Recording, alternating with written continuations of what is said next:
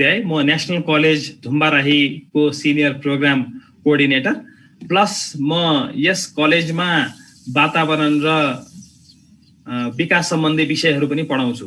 र यस national college धुम्बाराहीले regularly कार्यक्रमहरू organise गर्ने गर्छ, खास गरी यो टक प्रोग्रामहरू जुन चाहिँ अहिलेको यो समसामयिक विषयहरूसँग रिलेटेड हुन्छ।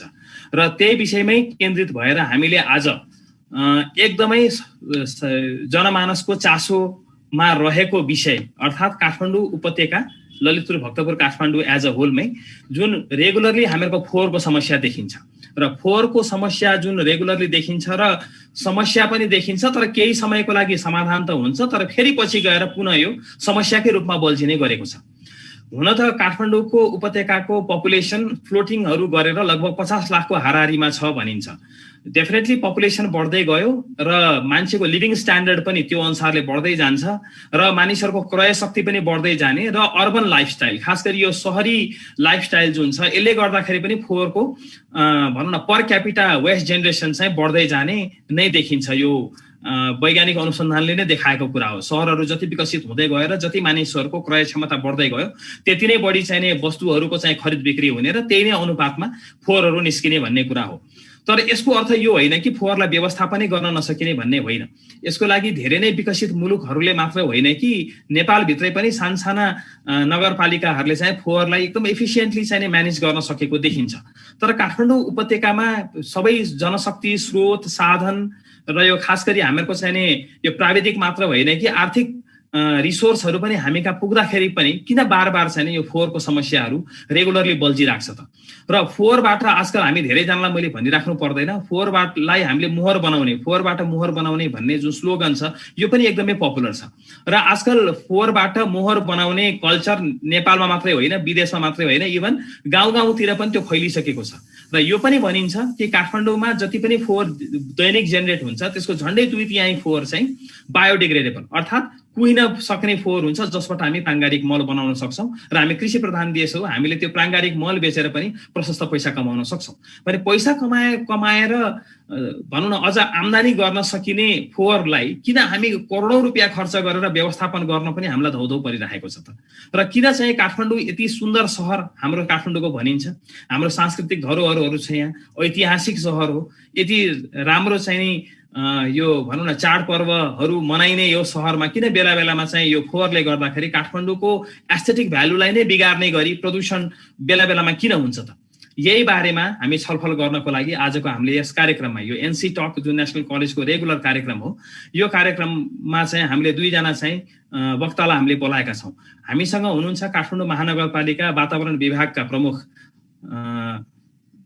हरिकुमार श्रेष्ठ सर। हरि सर, यहाँलाई स्वागत छ यस कार्यक्रममा। धन्यवाद सर, नमस्कार सबैजनालाई। र त्यसै गरी हामीसँग हुनुहुन्छ डोको रिसाइक्लर्स। डोको रिसाइक्लर्सको बारेमा कतिजना अनभिज्ञ पनि हुनुहुन्छ होला, तर थाहा पाउनै पर्ने संस्था हो यो। हामी अगाडि छलफल गर्दै जान्छौँ। यस डोको रिसाइक्लर्सका चिफ अपरेसन अफिसर पङ्कज पन्जियार सर पनि हामीसँग यहाँ हुनुहुन्छ। पङ्कज सरलाई पनि स्वागत छ यस कार्यक्रममा। सबैजनालाई धन्यवाद। हस्, ल मैले अब कार्यक्रम अगाडि बढाउन चाहेँ। सबभन्दा पहिला त मैले अब प्रश्न सोध्ने त अब मेन अब हामीहरूको काठमाडौँ उपत्यकाको जुन फोहोर मैला व्यवस्थापनको जो अथोरिटी हुनुहुन्छ उहाँलाई नै सबैभन्दा म पहिले प्रश्न सोध्न चाहेँ, हाम्रो हरि सरलाई। यो काठमाडौँमा अहिले फोहोरको अवस्था कस्तो छ सर? जस्तो गएको बेला भन्दा अहिले फोहोर चाहिने बढ्दै गएको छ, यो फोहोरको चाहिँ भनौँ न यो उत्पादन पनि त्यो किसिमले बढ्दै गएको र यसको समाधान पहिला भन्दा कस्तो जटिल हुँदै गएको छ कि पहिला भन्दा धेरै व्यवस्थित छ कि होइन, के छ यो फोहोरको? अब यसमा किन ध्यान पुग्न सकेन भन्ने सवालमा अलिकति सबैले विचार पुर्याउनु पर्ने स्थिति छ। त्यसकारण अहिले यो जुन किसिमले फोहोर उत्सर्जन हुने गरेको छ त्यो उत्सर्जन हुने फोहोरको प्रकृति हेर्दाखेरि यसमा तपाईँ हाम्रो जुन उपत्यकाको नगरवासीहरू हुनुहुन्छ उहाँहरूको कन्सन्ट्रेसन अलिकति भएन कि भन्ने हाम्रो ठम्बाइरहेको छ। र हामीहरूले के भनिराखेका छौँ भने यो फोहोर व्यवस्थापन गर्ने भनेको स्रोतमा नै हो। स्रोतमा वा भान्साबाट तपाईँको फोहोरको व्यवस्थापन गर्न सकिएन भने यहाँ तपाईँको अहिले 2 वर्षलाई भनेको सिस्डोल ल्यान्डफिल साइट अहिले 16 वर्ष हामी रन गरिराखेका छौँ। र जुन किसिमले हामीले फोहोर विसर्जन गरेका छौँ नितान्त अव्यावहारिक र अवैज्ञानिक छ। त्यसलाई व्यावहारिक रूपमा रूपान्तरण गर्नको लागि तपाईँ हाम्रो सोचमा परिवर्तन हुनुपर्छ भन्ने हाम्रो मान्यता रहेको छ। र तपाईँको मैले यसलाई अर्को पनि दिन्छु। अब केही समयपछि हामी सिस्डोल ल्यान्डफिल साइटबाट बन्चरे डाँडामा जाँदैछौँ र बन्चरे डाँडामा गए पनि यही प्रकृतिले, यही सिस्टमले, यही परिपाटीले, यही व्यवहारले गयो भने तपाईँको 16 वर्ष यो भनिराखेको छ, उता 50 वर्षको ल्यान्डफिल साइटको आयु भनेको छ। र ल्यान्डफिल साइटको 50 वर्षको आयु भने पनि यो तपाईँको यही हिसाबले परिपाटीले गइयो भने तपाईँ हाम्रो 50 वर्षमा 30 वर्षको यो क्लोज हुने स्थिति रहेको छ।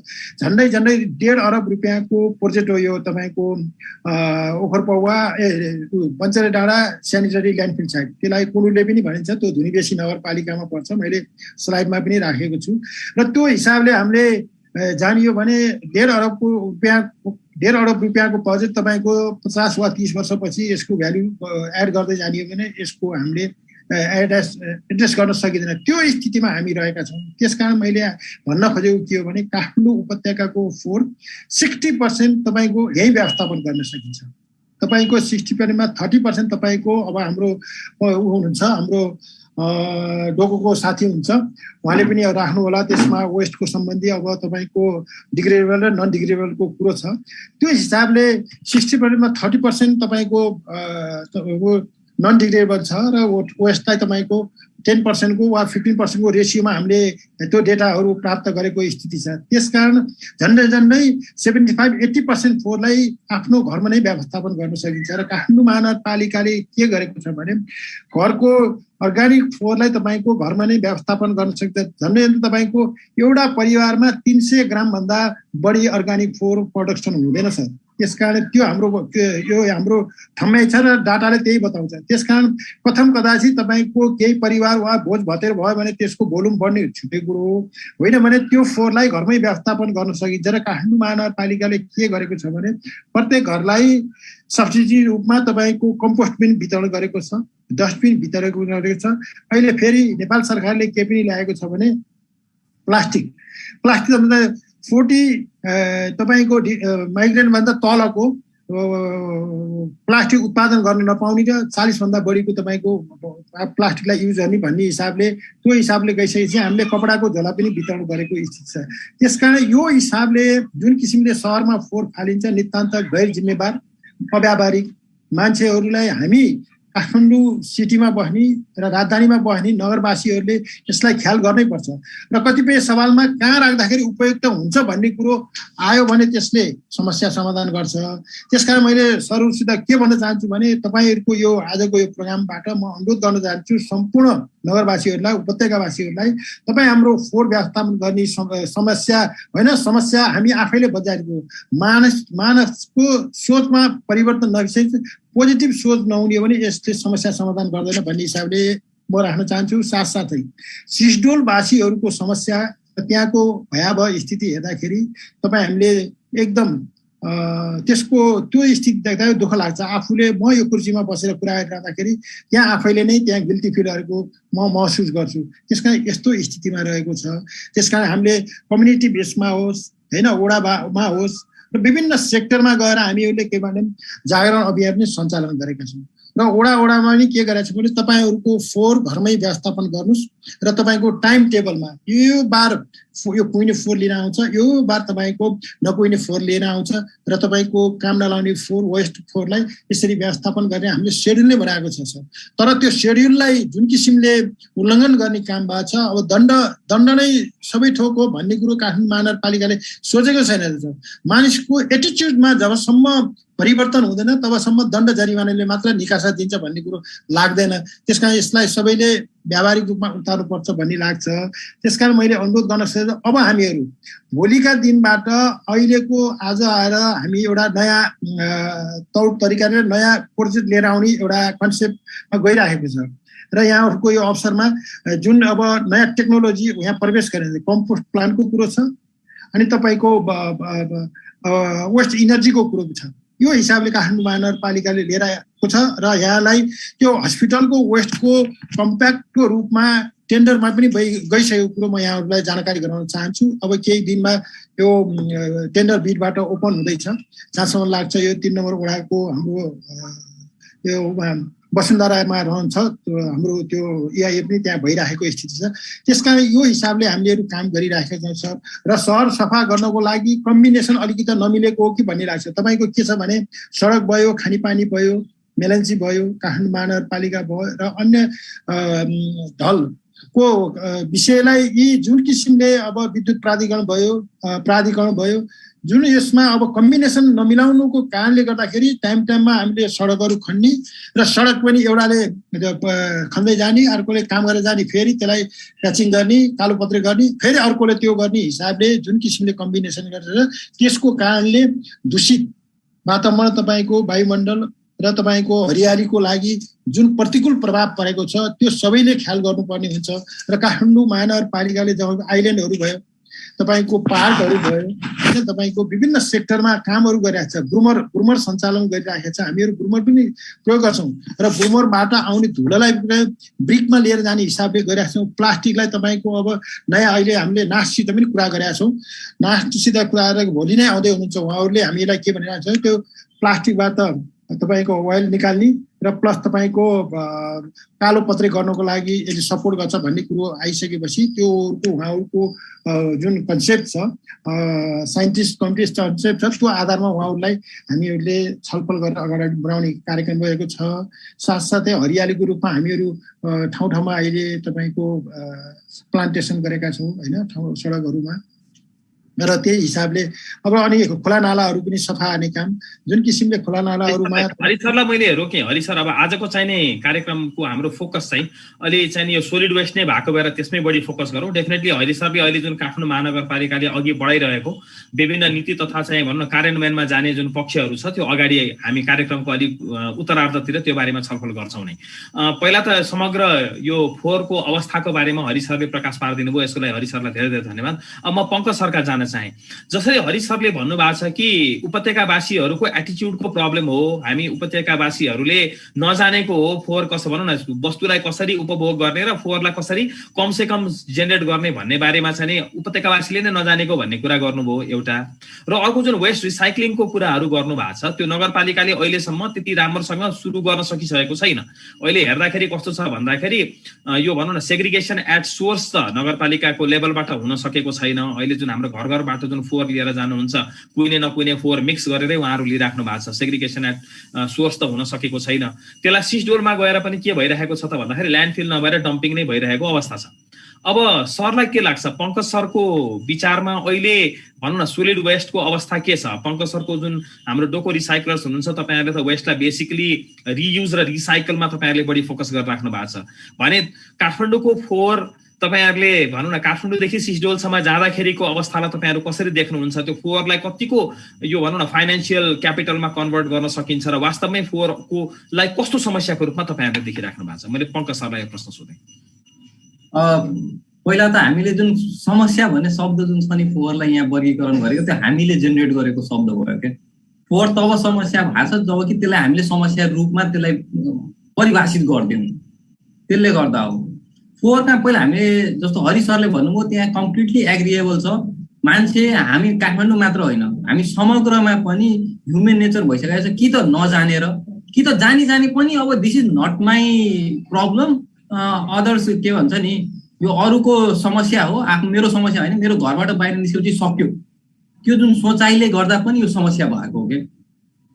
यहाँ दुईटा एक्सट्रिम इन्ड छ वेस्ट म्यानेजमेन्टमा चाहिँ। एउटा दुईटा एक्सट्रिम इन्ड के छ भने एउटा जेनेरेटर जो सोर्स छ, अर्को चाहिँ डेस्टिनेसन। अब यो दुईटा एक्सट्रिमको बिचमा मल्टी स्टेक होल्डर्सहरू छन्। अब सोर्समा गर्न सक्ने काम जसले उत्पादन गरिरहेछ उहाँहरू अथवा म नै अथवा तपाईँ नै सजग नभएर एउटा विकराल झन् बन्दै गएको। अब जस्तो अब एउटा फोहोर छुट्याउने कुरा, मैले अर्को डेस्टिनेसन एन्डको पनि कुरा हरि सरसँग पनि पछि हामी इन्टरेक्सन झन् गरौँला यसमा। सोर्समा पहिला सोर्सतिरै जाउँ। सोर्समा हाम्रो डोको रिसाइक्लर्स अथवा धेरै अध्ययनहरूले पनि भनेको लगभग 50, 30 र 20% अन एन एभरेज 50 अर्ग्यानिक कम्पोस्टेबल छ, 30 रिसाइक्लेबल छ, 20% अब त्यसको सोल्युसन छैन एट प्रेजेन्ट, टेक्निकली पोसिबल छैन। कमसेकम 50% त हामीले घरमा व्यवस्थापन गर्न सक्ने अवस्था छ नि। ल रिसाइकल पनि गर्न सकिएन, साइकलवाला फेरियावालाले आएर कबाडी किन्दैन। 50% त हाम्रो अधिकार थियो नि, आफैले गर्न सक्ने हो नि त, तर हामी गर्दैनौँ। किनभने अब समय छैन, मलै बनाएर के गर्ने, म त बहालमा बस्छु, म कहाँनिर प्रयोग गर्ने, अथवा त्यो मल बनाउन जानिन, अथवा मैले 3000 रुपियाँको त्यो कम्पोस्ट बिन किन किन्ने, मैले किन फ्याल्ने, मैले त 300 रुपियाँ नगरपालिकालाई तिरेकै छु, उसको जिम्मेवारी उठाएर लान्छ। करेक्ट। त्यो 50% फोहोर पनि यदि त्यसमा 80-90% हामीले काठमाडौँमा यदि सबैजनाले घर घरमा गर्न थाल्यो भने सिस्डोनको आयु त अहिले जो अब बन्चरे डाँडा सरले 50 वर्षको छ, 30 वर्षमा फिल होला भनेपछि त्यो डबल हुन जाला के। किन आधी फोहोर त तपाईँले त्यो गरिदिनु हो नि, मिल्क्याइदिनु हो नि घरमै, तर रिसोर्समा कन्भर्ट गर्नु, मिल्क्याउनु मात्र भयो नि, त्यसलाई रिसोर्समा कन्भर्ट गरिदिनु भयो। नेक्स्ट पार्ट छ रिसाइक्लिङको। रिसाइक्लिङको लागि त काठमाडौँमा अलमोस्ट लगभग 15,000 जति साइकलवाला फेरिया जसलाई भन्छु, डोको रिसाइक्लर्स त एउटा सानो समुद्रको थोपा मात्र हो, त्यस्ता त 15,000 real work force behind the recycling भनौँ न। 15,000 जति साइकलवाला, 1500 जति कबाडीहरू छन्, उहाँले त किन्न आउनुहुन्छ नि, तर तपाईँले छुट्याइदिनु पर्यो, तपाईँले चिन्न सक्नु पर्यो यो पुनः प्रशोधन गर्न मिल्छ, पुनः प्रशोधन गर्न मिल्दैन, त्यो छुट्टिनु पर्छ। धेरै लिटरेचरहरू छन्, हाम्रो वेबसाइटहरू छन्, अथवा त्यस्ता धेरै सकिन्छ पढ्नलाई। न त केही छैन भने सामान ल्याएर साइकलवालाको अगाडि राखिदिनु, उसले आफै छुट्याएर लिन्छन्, यसको पैसा आउँछ, यसको पैसा आउँदैन भनिदिन्छ। त्यो 30% पनि व्यवस्थापन गर्न सकियो। अब राज्यको दायित्व जुन मैले भने नि एक्सट्रिम अर्को एन्डको दायित्वमा, अब चाहिँ त्यो अरू बाँकी भएको फोहोरलाई व्यवस्थापन गर्ने, अब त्यसमा अलिक टेक्नोलोजी ल्याउनु पर्यो कि, अब इन्फ्रास्ट्रक्चर डेभलप गर्नु पर्यो कि, अब त्यसमा प्राइभेट कम्पनीहरूलाई कसरी मोटिभेट गर्ने कि उनीहरू यस सेक्टरलाई चाहिँ झन् मजबुत बनाउन सक्यो कि, त्यो कुराहरू चाहिँ राज्यको दायित्वप्रति आउँछ, पोलिसी लेभलमा आउँछ, इन्फ्रास्ट्रक्चर डेभलपमेन्टमा आउँछ, टेक्नोलोजी ट्रान्सफरमा आउँछ। हामीले यो कुरा फेरि रिइन्भेन्ट गरिराख्नु पर्दैन, it's already tested in different part of the world. अब त्यो कुराहरूलाई why to reinvent the wheel, technology transfer गरे भयो नि, इट्स क्विक होइन। अनि अब एज एन प्राइभेट कम्पनी अब त्यो टेक्नोलोजीहरूको कुरा गऱ्यो भने, जस्तो हामीलाई समस्या के छ भने हामीले सर्टेन पार्ट इन्भेस्टमेन्ट गऱ्यो भने त्यो हाम्रो इन्भेस्टमेन्टको ग्यारेन्टीको प्रब्लम हुन्छ। एज अ प्राइभेट कम्पनी हामीलाई गाह्रो छ। सर्टेन कुरा कस्तो छ भने यो क्यापिटल इन्टेन्सिभ हो, waste management very capital intensive हो, रिटर्न आउँछ आउँदैन भने ग्यारेन्टी एकदमै फेन्ट मोडमा हुन्छ। अब त्यसमा त अलि रिस्क लिन गाह्रै छ एज अ स्टार्टअप कम्पनी हामीले पनि हेऱ्यो भने। सो त्यो समस्या तपाईँको प्रश्नकै आधारमा समस्या किन समस्या छ भने हामीले त्यसलाई समस्या बनाइदिएको। त्यो यदि अलिकता पनि सबैजना जनचेतना गरेर यो कसरी यसलाई व्यवस्थापन गर्न सक्ने सबैलाई थाहा हुँदा पनि नगरेको पाटो एउटा छ, थाहा नभएको पाटो अर्को छ। यो दुवैलाई एजुकेसनको रूपबाट अलिकता अगाडि बढायो भने आई गेस यो कुनै एकदमै रकेट साइन्स होइन कि जसलाई चाहिँ हाम्रो एकदम एक्सट्रिम डेभलपमेन्टै चाहिन्छ भन्ने पनि छैन, यो ग्रासरुट लेभलको कुरा हो। सो यो एगेन हरि सरले भने जस्तो काठमाडौँवासीमा फेरि मेरो पनि अनुरोध छ, तपाईँहरूले सोर्स सेग्रिगेसन स्टार्ट गर्नुहोस्, you will feel the difference, you will feel the change. पंकजजीलाई धन्यवाद। म फेरि हरि सरकै जान चाहे। हरि सर, जुन अघि नै सरले भन्नुभयो नि कि अब काठमाडौँ त पपुलेसन धेरै छ सर, सानो जनसङ्ख्या त होइन होइन। जस्तो मैले यो कार्यक्रमकै यो अगाडि पनि मैले केही लिटरेचर आर्टिकलहरू पढ्दाखेरि मैले के देखेको थिएँ भन्दाखेरि हेटौँडा र वालिङ र त्यसै गरी पोखरा, खास गरी हेटौँडा र वालिङमा चाहिँ कस्तो खालको इनिसिएटिभ सुरु भएको छ भन्दाखेरि वडामा चाहिँ नि वडा अध्यक्षहरू भनौँ जनप्रतिनिधिहरू जाने, उहाँहरूले हरेक घर घरमा गएर चाहिँ जागरण कार्यक्रमहरू चलाउने, उहाँहरूले कम्पोस्ट बिन बाँड्ने, 2 किसिमको कम्पोस्ट बिन दिनु भएको छ, एउटामा बायोडिग्रेडेबल एउटामा नन बायोडिग्रेडेबल, अर्थात् एउटामा कुहिने फोहोर अर्कोमा नकुहिने फोहोर। अझ वालिङ नगरपालिकामा त न ल्यान्डफिल साइट छ न चाहिँ त्यहाँ चाहिँ डम्पिङ साइट नै छ होइन। तपाईँको 80% फोहोर त सोर्सबाट सेग्रिगेट भएर आएको कारणले गर्दाखेरि एउटा सरसफाइ केन्द्र छ, तीबाट म्यानेज भइरहेको छ। भनेपछि हाम्रो काठमाडौँमा चाहिँ किन त तपाईँहरूसँग भनौँ यति ठुलो नगरपालिका हो, यति धेरै स्रोत र साधन हुँदै पनि किन तपाईँहरूले चाहिँ वडा लेभलमा चाहिँ जनप्रतिनिधिहरूलाई अनुरोध गरेर किन घर दैलो कार्यक्रम गरेर यो गर्न नसक्नु भएको कारण चाहिँ के हो? यसमा के भयो भने नि हाम्रो 10 वर्ष अगाडि हाम्रो एउटा लगानी बोर्ड, नेपाल सरकारको लगानी बोर्ड थियो। म कसै फेरि त्यस्तातिर लगेर आफूलाई आफ्नो कमजोरी लुकाउन खोज्यो भन्ने कुरो होइन कि।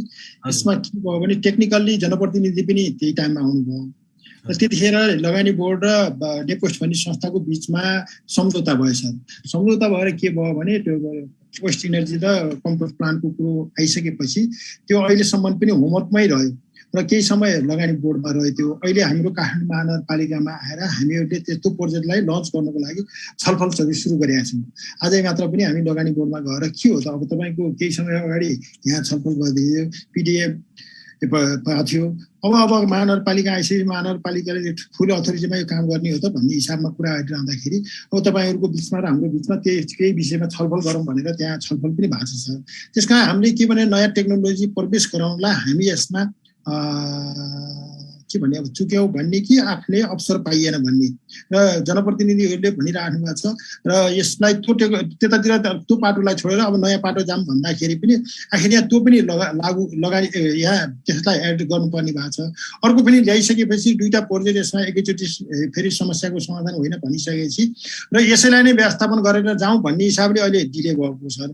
त्यसमा मैले यो कुरो राखेँ र हामीहरूलाई यो छ्याम्य छैन कि काठमाडौँको उपत्यकाको फोहोर व्यवस्थापन गर्न नसक्नु महानगरपालिकालाई छुट भन्ने कुरो होइन। हामी त्यसो पनि चाहँदैन। हामीलाई पनि के भने हाम्रो पनि बाध्यात्मक स्थिति के भयो भने जनतालाई नै हामी अनुरोध गर्न चाहन्छौँ, तपाईँहरूले छुट्याएको फोहोर व्यवस्थापन गर्ने जिम्मा काठमाडौँ महानगरपालिकाको हो। त्यहाँबाट उत्सर्जन हुने फोहोर जिम्मा लिने काठमाडौँ महानगरपालिका हो। त्यसलाई डिग्रेडेबल र नन डिग्रेडेबलको सरले जुन भनिराख्नु भएको छ त्यसको व्यवस्थापन गर्ने त जिम्मा त एउटा सिम्पल तपाईँ मेरो घर परिवारले हो नि त। किन यसलाई हामीले कन्ट्रिब्युसन थोरै 10-15 मिनट पनि गर्दैनौँ त भन्ने कुरो हाम्रो आग्रह र अनुरोध। र हामीले वडा वाइजमा पनि तपाईँले कम्युनिटी बेसमा वडाबाट जनप्रतिनिधिहरूलाई पनि जनप्रतिनिधिले लाग्नु भएको छ। लाग्दै पनि यहाँ कहाँ ल्याप्सेस र यो रिसर्चको पाटो रहने स्थिति बनेको छ। सर मैले सरलाई अनुरोध गर्न चाहेँ। साथसाथै तपाईँको हामीले कम्पोस्ट बिन वितरण गरेका छौँ। अहिले पनि भने डस्टबिन भयो, कपडाको झोलाहरू भयो। यसमा मान्छेमा एटिच्युडमा चेन्ज ल्याउनलाई त्यो नै सफिसियन्ट हो भन्ने कुरो हाम्रो छैन। र घरबाट निक्लने जुन अर्ग्यानिक फोहोर छ तपाईँ हाम्रो करेसाबारीमा होइन राखिसकेपछि त्यहाँ मलको रूपमा पनि राख्न सकिन्छ। कम्पोस्टिङबाट निस्किने मललाई तपाईँको गमलाहरूमा राख्न पाइन्छ, कौशी खेतीमा राख्न पाइन्छ, करेसाबारी यो हिसाबको परिपाटीको मात्र भयो भने त्यो तरकारीले हाम्रो घर सञ्चालन हुन्छ। सर त्यसबाट मार्केटमा गएर लिएर आउनु पर्ने त अर्ग्यानिक तपाईँको फलफुलहरू तरकारीहरू प्राप्त गर्न सकिन्छ भने यसमा किन सोचमा परिवर्तन गर्नुपर्छ भन्ने हिसाबले यो भनेको। र त्यसकारण के अर्को फोहोरको अहिले हाम्रो डोकोको साथीले भन्नुभयो पङ्कजीले र उहाँहरूसित पनि हामीले सहकार्य गरेको छौँ।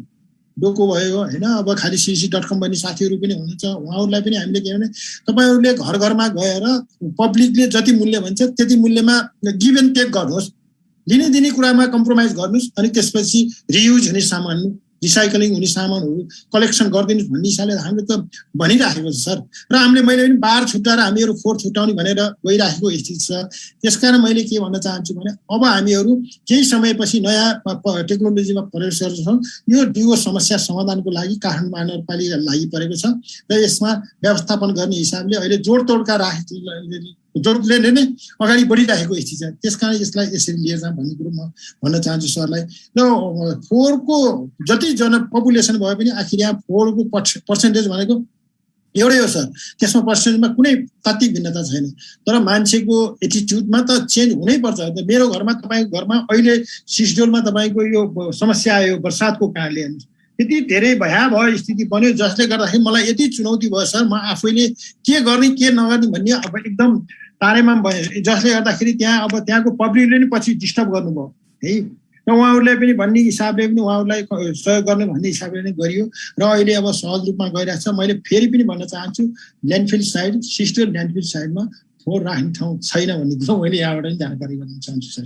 हजुर, अब मैले हरिकुमार सरको कुराको निचोडमा जाँदाखेरि अब काठमाडौँवासीहरूको काठमाडौँमा त भनौँ न धेरै जनसङ्ख्या त बाहिरबाट आएर अस्थायी रूपमा बस्नुभएको फ्लोटिङ पपुलेसन पनि छ भने उहाँहरूको एटिच्युड चेन्ज नभएसम्म काठमाडौँमा फोहोर मैलाको अवस्था यस्तै रहने हो त होइन? जनता त आखिर यही नै हो, रातारात परिवर्तन हुँदैन। जनताको यो एटिच्युड त हुनसक्छ आउने 20 वर्ष 25 वर्षसम्म यही नै कायम होला भनेपछि के काठमाडौँको फोहोर पनि आउने 20-25 वर्षसम्मको अवस्था यस्तै हुन्छ कि आउट अफ द बक्स भन्छ जनताले यस्तो सोचे पनि हामीले चाहिँ नयाँ प्रविधिमा तपाईँ हामी अलिकति चेन्ज नभएर त को हुने त भन्नुहोस् त। तपाईँ अब एउटा इन्टरनेसनल फ्लाइट लिएर गइसक्नुभएपछि तपाईँमा त्यतिखेर चेन्ज आउने, जब अन्त इन्टरनेसनल फ्लाइटबाट रिटर्न भइसकेपछि अनि एटिच्युड त्यही नै हुने, यो पनि हाम्रो त्यो त कुनै तरिकै होइन नि सर। हरिकुमार सरसँग म एकदम पूर्ण रूपमा सहमत छु। डेफिनेटली आखिर नगरपालिका भने पनि जे भने पनि आखिर हामी हामीबाटै निर्वाचित भएर जानुभएको जनप्रतिनिधिहरू त्यहाँ पुग्ने हो। त्यहाँ गएर उहाँहरूले कुनै जादुको छडी चलाएर त घर घरै त हो नि हाम्रो सहर भनेको। हामी सबैले फोहोर गरेर एकजनाले मात्र सफा गरेर त सफा डेफिनेटली हुँदैन। हामी आम जनतामै त्यो किसिमको चाहिने त्यो सोच नआएसम्म त सहर सफा हुने भन्ने कुरा त त्यो एउटा चाहिँ भनौँ न त्यो असम्भव प्राय हो। अब सरले सोर्सको कुरा त गर्नुभयो होइन, किनकि सोर्समै समस्या छ। जनताहरूले जथाभावी फोहोर फाल्ने, सेग्रिगेट नगरिकन फाल्ने होइन, कलेक्सन गर्दाखेरि पनि निकै गाह्रो छ भन्ने कुरा त सरहरूले गर्नुभयो। अब त्यसको एन्डको होइन ओरिजिनको कुरा त गऱ्यौँ, एन्डको कुरामा म एकछिनमा हरि सरका आउँछु। अब म हाम्रो पङ्कजी कहाँ गएँ। अब डोको रिसाइक्लर्सले त भनौँ न अब त्यो सोर्सको काम त डोको रिसाइक्लर्सले गरेन। जुन आइसकेको वेस्ट हुन्छ त्यसलाई चाहिँ डोको रिसाइक्लर्सले वार्षिक या भनौँ मासिक या दैनिक कस्ता किसिमका फोहोरहरूलाई चाहिँ तपाईँले रिसाइकल या चाहिँ रियुज गरेर राख्नु भएको छ पङ्कजी? हाम्रो परिप्रेक्ष्यमा चाहिँ हामी अहिले सेग्रिगेटेड ड्राई वेस्ट मात्र कलेक्सन गरिरहेछौँ। भनौँ न दैनिक हाम्रो 2 देखि 3 टन मात्र छ, भेरी पेनी, एकदमै थोरै छ। र त्यस बापत हामी पे पनि गर्छौँ। वाट एभर हामी कलेक्सन गर्छौँ त्यसको हामी पे पनि गर्छौँ। र यो सँगसँगै हामी सस्टेनेबिलिटीहरूलाई पनि प्रमोट गर्छौँ। सो हाम्रो कलेक्सन वाइज थोरै छ, तर त्यसलाई चाहिँ हामी रिसोर्समा कन्भर्ट गर्छौँ। सो जस्तो अब 2 टन पनि मैले पेपर पनि यदि रिसाइकल गरेँ भने, जस्तो हाम्रो कन्भर्सनले के भन्छ भने 1 टन पेपर तपाईँले रिसाइकल गर्नु भने यु आर सेभिङ 17 ट्री। यो चाहिँ इन्भाइरोमेन्ट प्रोटेक्सन एजेन्सी अफ युएसहरूको फर्मुलाबाट आएको। सो इमेजिन हामी 2 टन पनि गऱ्यो भने हामीले 34 वटा रुख चाहिँ वृक्षारोपण गरे बराबरै सरह भयो। र एक त हामीले यो रिसाइक्लिङबाट दोहोरो फाइदा हुन्छ। त्यसैले म सबैलाई आह्वान पनि गर्छु कि रिसाइकल बढी, more recycle, useless recycle more हामी भन्छौँ डोको रिसाइक्लर्समा चाहिँ। जस्तो कि एक त हामी कागज आयात पनि गर्छौँ, धेरै जसो कागज आयात गर्छौँ, त्यो पनि विदेशी मुद्रा बाहिर गयो। र त्यसपछि त्यसलाई and of the life use सकेपछि त्यसलाई गएर डम्पिङमा हालिदियो, फोहोरमा गयो, सिडोलमा पुर्यो भनेपछि त्यो रिसोर्स पनि वेस्ट भयो। त्यसलाई यदि रिसाइकल गर्यो भने आयात 2 टन पेपर भए पनि आयात प्रतिस्थापन भयो र नेपालबाट जाने बाहिर पैसा जुन छ नि त्यो पनि नेपालभित्रै जोगियो होइन। यो दोहोरो फाइदा भयो नि त्यो वातावरणमा। एउटा पेपरको इक्जाम्पल मात्र भयो। त हामीले चाहिँ रिसाइक्लिङको लागि चाहिँ त्यसैले वी एडभोकेट लट। र हाम्रो एजुकेसन प्रोग्रामहरू पनि टन्नै छन्। हामीले लगभग अहिलेसम्म 7-8 हजार जनालाई यो फोहोर सेग्रिगेसन सम्बन्धी एजुकेसन प्रोग्रामहरू पनि चलाइरहेका पनि छौँ। इभेन स्कुलहरूलाई हामीले वर्कसपहरू एटेन्ड गर्न भन्छौँ, हाम्रो साइटमा बोलाएर फोहोर कसरी छुट्याउने भनेर हामीले सिकाउँछौँ, कम्पोस्टिङ सिकाउँछौँ, र नन रिसाइक्लेबल अथवा ल्यान्डफिलमै जानुपर्ने फोहोर कस्तो अवस्थामा हुन्छ त्योहरू सिकाउँछौँ। अघि हरिकुमार सरले भने जस्तो पनि जुन भनौँ भने यो एउटा बिहेभियरल चेन्जमा चाहिँ म उहाँकै पाटोमा एउटा अर्को कुरा पनि थप्न चाहेँ। कस्तो हुन्छ भने हामीले जेसुकै भने पनि जबसम्म हाम्रो आफ्नो मानसिकता परिवर्तन नहुन्जेलसम्म यो जतिसुकै टेक्नोलोजी इम्पोर्ट गरे पनि, जतिसुकै राम्रो कुरा ल्याए पनि यो समस्यै रहन्छ। मानसिकता चाहिँ चेन्ज हुनैपर्छ, बिहेभियर एटिट्युड चेन्ज चाहिँ हुनैपर्छ। र दण्ड र जरिवानाको कुरा पनि हरि सरले गर्नुभयो। त्यसमा एउटा अर्को कुरा पनि मलाई थप्न चाहिँ के मन लाग्यो भने कहिलेकाहीँ स्वविवेकले यदि केही कुरा हुँदैन भने अलिकता दण्ड जरिवाना चाहिँ गर्नु पर्ला जस्तो पनि लाग्छ मलाई। इक्जाम्पल अब काठमाडौँकै केसमा हेऱ्यो भने अचानक हर्न बजाइन पाइँदैन भनिदिएपछि आखिर बिस्तारै गएपछि त्यो एकदमै कम भएर आयो नि त। दण्ड जरिवाना लाग्न थालेपछि मापसे गर्न पाइँदैन भनेपछि त अहिले अलिकता भए पनि कम लाग्यो नि। सबैलाई थाहा थियो नि मापसे गर्नु हुँदैन भनेर, तर दण्ड थिएन, मान्छे दण्डहीनता बोध हो, त्यो भयो नि। त्यो पनि चाहिन्छ कि हरि सर अब त्यो अलिकता उता त्यो पाटो पनि सोच्नु होला। एकदमै थोरै, धेरै होइन, थोरै, र बिहेभियरमा चेन्ज आयो भने वाइ नट जस्तो कुरा आयो कि मेरो चाहिँ। त्यो रिसाइक्लिङलाई प्रमोट गर्नुहोस् भनेर त हाम्रो यो काठमाडौँवासीहरूलाई चाहिँ म एगेन रिक्वेस्ट गर्छु, सेग्रिगेट गर्नुहोस्। र हामी चाहिँ डोको रिसाइक्लर्समा चाहिँ जस्तो जुन रिसाइकल गर्न मिल्ने कवाडी सामानहरू बाहेक पनि हामी अरू पनि सामानहरू जसलाई चाहिँ अलिक हार्ड टु रिसाइकल त्यस्तो सामानहरू पनि हामी कलेक्ट गर्छौँ। र हामी त्यसमा रिसर्चहरू आफै पनि रिसर्च पनि गरिरहेछौँ, जसलाई चाहिँ अलिकता अदर वे फर्ममा युज गर्न सकिन्छ कि भनेर। Yeah that's how we work around. धन्यवाद पङ्कजीलाई, धेरै धेरै धन्यवाद। अब म हरि सरकै गएँ। अब हरि सरलाई मेरो अर्को प्रश्न चाहिँ जस्तो भनौँ न, अब झन्डै 1 महिना जति काठमाडौँको फोहोर उठेन, त्यसको मूल कारण के थियो भन्दाखेरि सिस्टोलवासीहरूले त्यहाँ चाहिने जुन किसिमको प्रदूषण भयो, खास गरी बर्खाको बेलामा जुन किसिमको चाहिँ त्यसले वायु प्रदूषण र त्यहाँको भनौँ न एस्थेटिक प्रदूषण जुन किसिमले गर्यो, सरले अघि नै भनिहाल्नुभयो, त्यहाँ केही चाहिने भनौँ न एग्रिमेन्टहरू पनि गरिएको थियो। जस्तो हामी काठमाडौँवासीले फोहोर गऱ्यौँ, त्यो फोहोर जति त्यो ठाउँमा व्यवस्थापन गरिसकेपछि पोल्युटर्स पे प्रिन्सिपलको आधारमा हामीले त्यहाँ फोहोर गरे बापत हामीले पैसा तिर्नुपर्छ। घर घरबाट त हामीले मासिक कहीँ भनौँ न 250 कहीँ 500 रुपियाँसम्म पनि हामीले घरबाट तिरिराखेका छौँ होइन। त्यसले गर्दाखेरि के छ भन्दाखेरि त्यति फोहोर अब हामीले गरेर त्यहाँ पुर्याइसकेपछि जुन काठमाडौँ महानगरपालिकाले उहाँहरूसँग गरेको जुन एउटा एग्रिमेन्ट थियो त्यो अनुसारले त्यहाँ बाटो बन्न नसकेको, त्यहाँ गरिदिनु पर्ने भौतिक विकासहरू हुन नसकेको, यस्ता कुराहरू पनि थिए नि।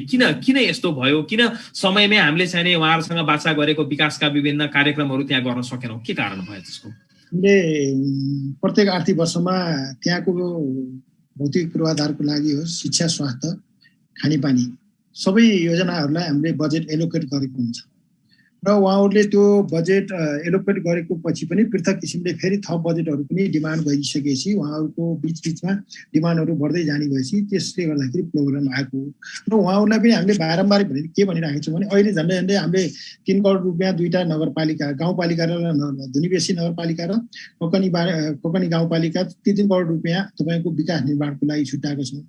साथसाथै तपाईँको 1.5 करोड रुपियाँ तपाईँको इम्प्लोइ मान्दैन शिक्षकको दरबन्दीको लागि र हामीहरूको भनाइ के छ भने झन् 46 जना तपाईँको शिक्षकहरूको दरबन्दीहरू एउटामा 46 एउटामा 46 गरेर झन्डै 100 तपाईँको शिक्षकहरूको दरबन्दीको व्यवस्थापन गर्न उहाँलाई हामीले के भनिरहेको छौँ भने जुनसुकै सेक्टरको इम्प्लोइ किन नहोस् त्यहाँ तपाईँहरू इन्ट्री गर्नुहोस् भन्ने त्यहाँको जुन प्रभावित क्षेत्रका पब्लिकलाई हामीले भन्ने। अब त्यत्रो 46 जना मान्छेहरूलाई कर्मचारी नयाँ युवाहरूलाई प्रवेश गराउने सवालमा उहाँहरू जानुहुन्न र जुन पर्टिकुलर रूपमा त्यो कागती गाउँ भन्ने ठाउँमा छ त्यहाँको यहाँले कतिको अध्ययन गर्नुभयो, त्यहाँ कतिको पुग्नुभएको छ, त्यो अलिकति कन्डिसन त्यहाँको वातावरण र त्यहाँको वातावरणलाई पनि हामीले सुधार गर्नुपर्ने आवश्यकता देखिन्छ र त्यहाँ पनि कम्युनिटी बेसमा हामीले तपाईँहरूले यो बेसमा त्यहाँको पब्लिकलाई कसरी अवेरनेस दिनुहुन्छ र अलिकति तपाईँहरू पनि चेन्ज हुनुहुन्छ भन्ने हिसाबले हामीले भनिराखेका छौँ र त्यहाँ बिहानदेखि बेलुकासम्म जुन किसिमको गतिविधि देखिन्छ नितान्त त्यो कहीँ पनि देखिन्छ। तर मैले भनिराखेको छु तपाईँको पालामा अहिले तपाईँहरूको बा आमाले यो जुन किसिमको व्यवहार चलाइरहनु भएको छ, भोलिका जेनेरेसनले नयाँ आउने पिँढीले यो चल्दैन, त्यस कारण तिनीहरूलाई शिक्षा दीक्षा दिनको लागि भने अहिले नै वातावरणमा चेन्ज गर्नुहोस् है भन्ने हिसाबमा हामीले कुरा गरिरहँदाखेरि अब त्यहाँ उहाँहरूको त्यस्तै गतिविधि रहेको छ र हामीले के भनिरहेको छ भने उहाँहरूलाई अहिले खानेपानीको नै योजना परेको छ सर। स्वास्थ्यको लागि त अब तपाईँको हामीले के भनेको छ भने उहाँहरूलाई स्वास्थ्य बिमाको कुरा गरिराखेका छौँ र हामीले मङ्सिरबाट त्यो लागू गर्छौँ। अहिले त्यो भने प्रक्रिया अगाडि बढिरहेको छ र उहाँहरूले के भन्नुभएको छ हामीलाई हस्पिटल भन्नुभएको थियो, हस्पिटल त्यहाँ लगेर राख्दाखेरि त्यो समस्याको समाधान होइन। त्यसमा तपाईँको हर्टको लागि तपाईँको गङ्गालाल भयो होइन, तपाईँको उसको लागि त्यो किडनीको लागि तपाईँको टिचिङ भयो, वीर भयो, अनि यी प्रसुति भयो, बाल भयो, यी सबै हस्पिटलको आवश्यकता अनुसार कुन बिरामीलाई कहाँ लिएर जाने हो भन्ने हिसाबले उहाँहरूसित हामीले सहमति गरेका छौँ। सहमति गर्दै पनि अब उहाँहरूले कहिले अलिकति अनि हडलो गर्ने अनि डिस्टर्ब हुने र जुन किसिमले हाम्रो भेहिकलहरूको मोबिलिटी र भेहिकल जाँदाखेरि सहज हुन्छ त्यो किसिमको वातावरणमा त्यहाँ हामीले प्राप्त गर्न सकिएको स्थिति छैन। त्यो उहाँहरूलाई मैले फेरि भन्न खोजेको उहाँहरूले मात्र होइन कि र हाम्रा जुन चालकहरू हुन्छ झन्डै 150 गाडीहरू त्यहाँ प्रवेश गर्छन् दिनमा, त्यो फोहोर लिएर जाने गाडीहरूमा पनि अनि त्यहाँका चालकहरू 50-60 जना हुनुहुन्छ अनि उहाँहरूको कम्पिटिसन भइसकेपछि तपाईँको एउटा गाडी गएर अगाडि बढिदिएपछि तपाईँको दिनभरि गाडी त जाम भइसकेपछि त्यहाँबाट निकासा निकाल्नै गाह्रो स्थिति छ। त्यस कारण हामीले उहाँलाई के भनिरहेको छौँ भने तपाईँहरूले यसरी व्यतीत नगर्नुहोस्, सिस्टममा चल्नुहोस्, सिस्टममा गइसकेपछि हामीहरूको काम गर्नलाई सहज हुन्थ्यो। तपाईँले भने जस्तै त्यो ल्यान्डफिल साइड व्यवस्थापन गर्न सकिन्थ्यो क्या, तर टाइम टेबलकै अभाव छ। तपाईँको जब गाडी लिएर जान्छन् अनि त्यसपछि लिएर गइसकेपछि कि अब धमाधम फाल्न पर्यो, त्यसलाई क्यापिङ गर्न समय लाग्ने र त्यस कारण त्यो उहाँहरूले समय दिँदाखेरि पनि प्रशस्त मात्रामा दिन खोज्दाखेरि पनि हामीले नदिन सकेको हुनाले यो स्थिति आएको र त्यहाँको समस्यालाई समाधान गर्न नसकिने विकास सडकहरू बनाएका छन्, पुल पुलेसाहरू बनाएका छन्।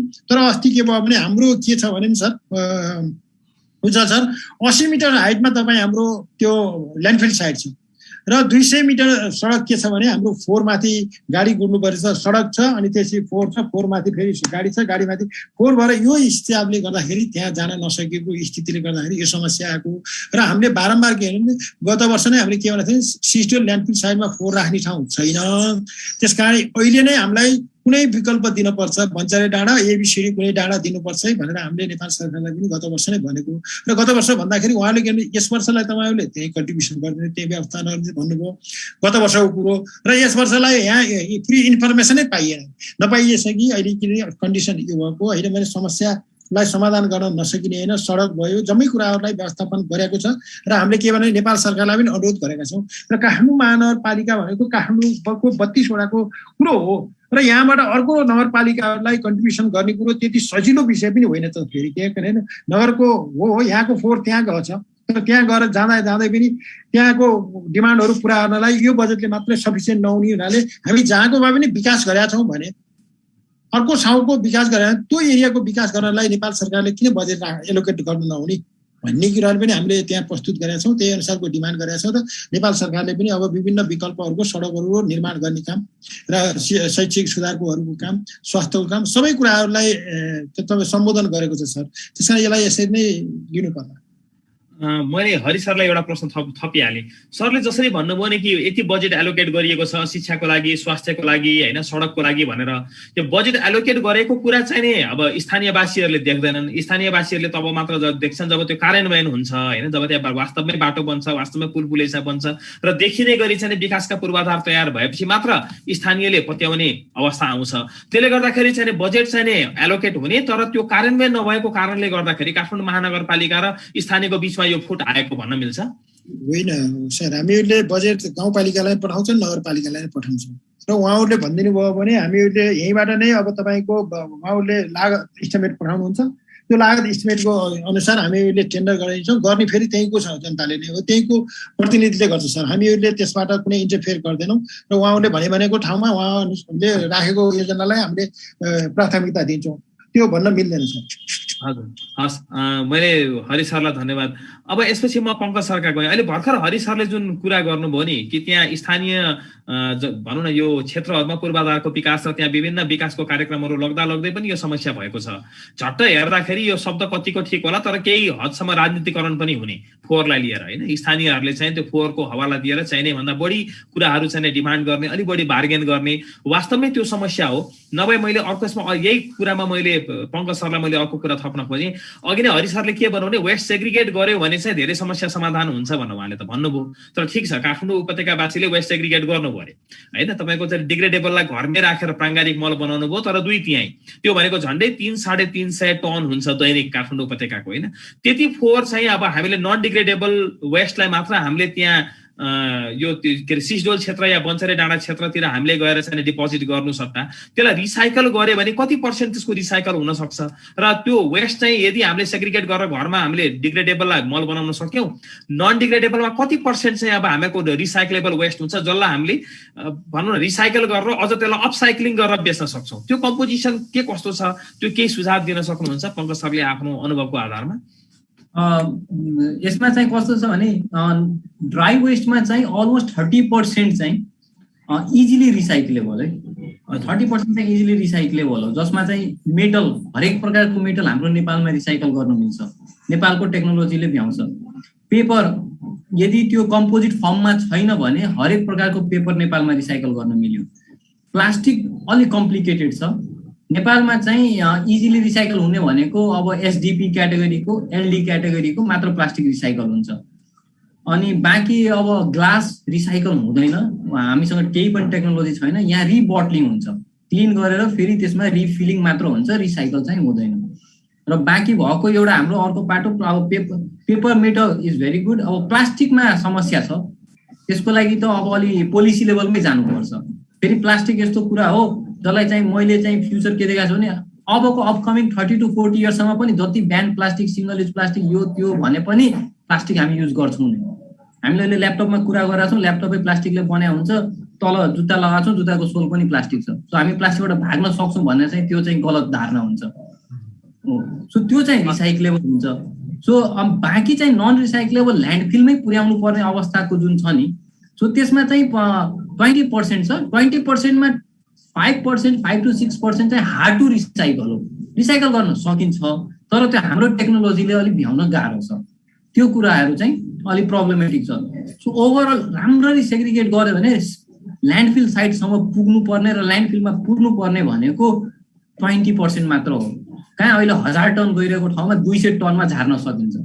र चलो अर्ग्यानिकलाई 100% कम्पोस्ट नबनाउला, अर्ग्यानिकबाट 20% अर्ग्यानिक हो, स्टिल 200बाट 300 टन होला, 400 टन होला। इमेजिन गर्नुहोस् न, 1000 टनबाट 300 400 टनमा झार्न सक्नु भनेको त त्यो आफैमा समस्याको सोल्युसन आफै भइदियो नि। त्यही एउटा विन विन सिचुएसन त्यहाँबाट आउँछ। र अघि सरले एउटा राजनीतिकरणको पनि कुरा गर्नुभयो, यो एकदमै बिटर ट्रुथ हो। फोहोर मैलामा पनि धेरै राजनीति छिरिसकेका छन् र यसलाई चाहिँ जनप्रतिनिधिहरूबाट पनि चाहिँ अलि अब गेम प्ले गर्ने जस्तो ठाउँ पनि देखिन्छ।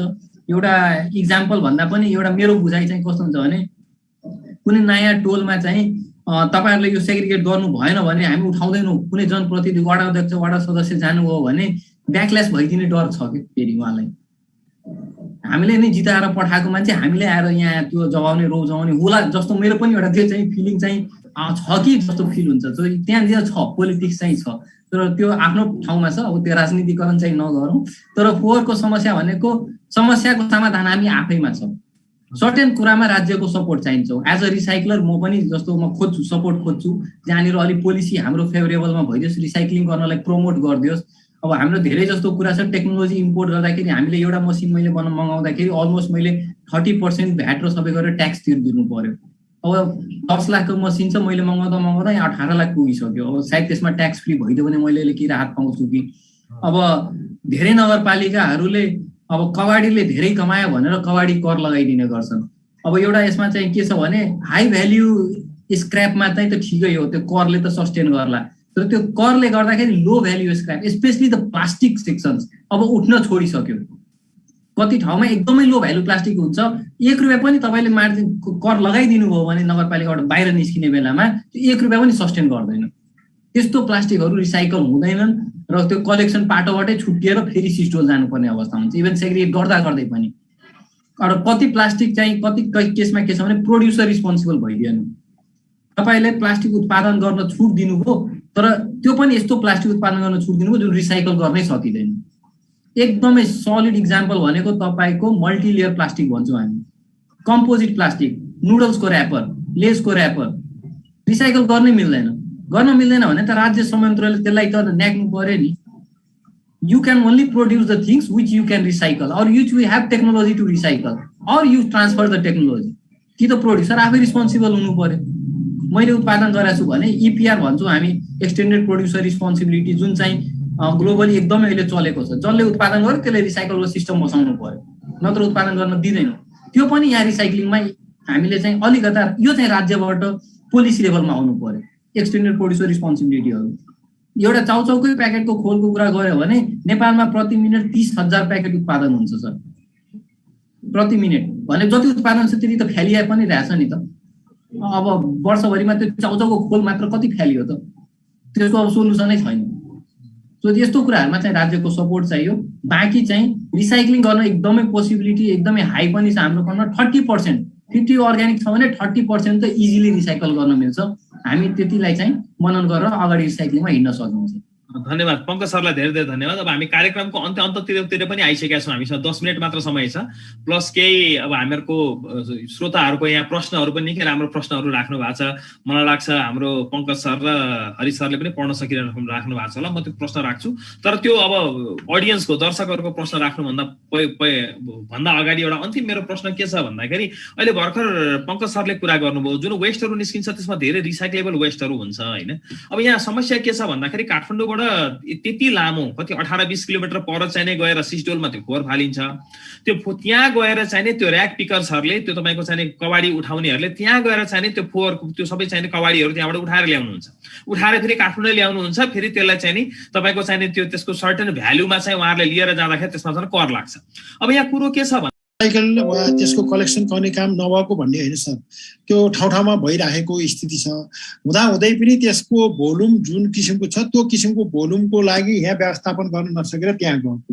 यहाँ अब कवाडीहरू सङ्कलन गर्ने जुन किसिमको कवाडी दाइहरू हुनुहुन्छ वा रिसाइक्लिङ हुने सामानहरू त्यो ठाउँ ठाउँमा भइराखेको छ। प्राइभेट सेक्टरले पनि गरेको छ, इभन काठमाडौँ महानगरपालिकाले गरेको छ। डोकोको साथी नै अब हाम्रो पङ्कजी हुनुहुन्छ, सबैले गर्दै पनि त्यो भोल्युमको जुन वेस्टको भोल्युम छ त्यो भोल्युमको कारणले गर्दाखेरि त्यहाँ गएको र त्यहाँ पनि छुट्टै अब काम गर्ने अब 300 जना जति हुनुहुन्छ, उहाँहरूले पनि त्यो त्यहाँ काम गरिरहेर त्यहाँबाट अब हाम्रै गाडीहरूमा सामानहरू ल्याएको स्थिति छ।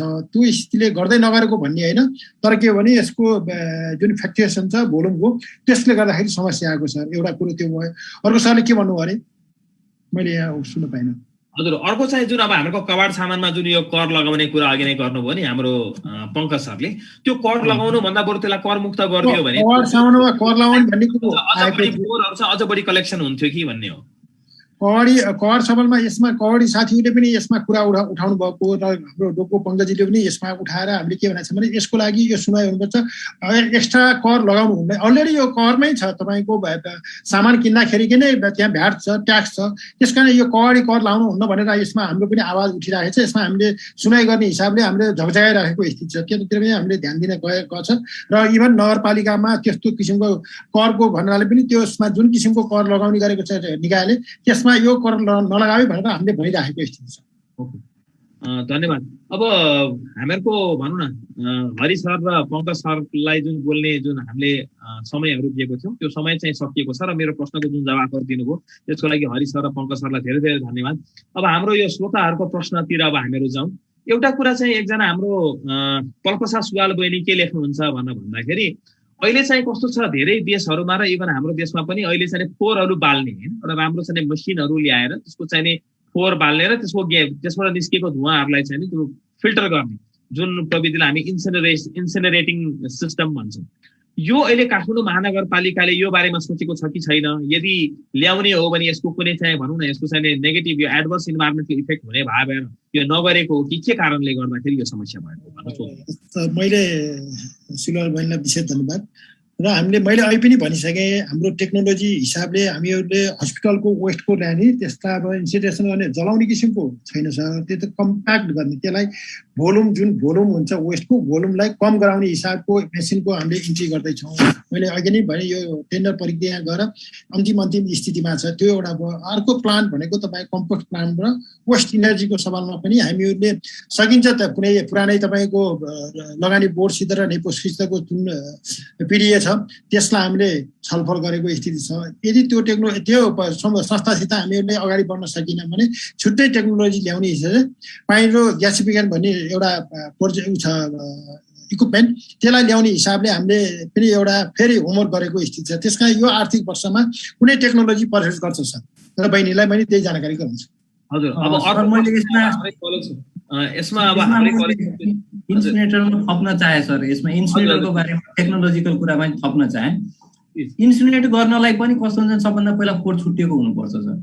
तपाईँले मिक्स फोहोर इन्सिनेट हुँदैन र त्यो नन ग्यास नक्स र सक्स जुन ग्यासहरू भन्छौँ नि, इन्सिनेट गर्दाखेरि जुन धुवा निस्किन्छ त्यसको लागि कमसेकम पनि 1000 डिग्री सेल्सियस भन्दा माथिमा बढ्नु हुनुपर्छ।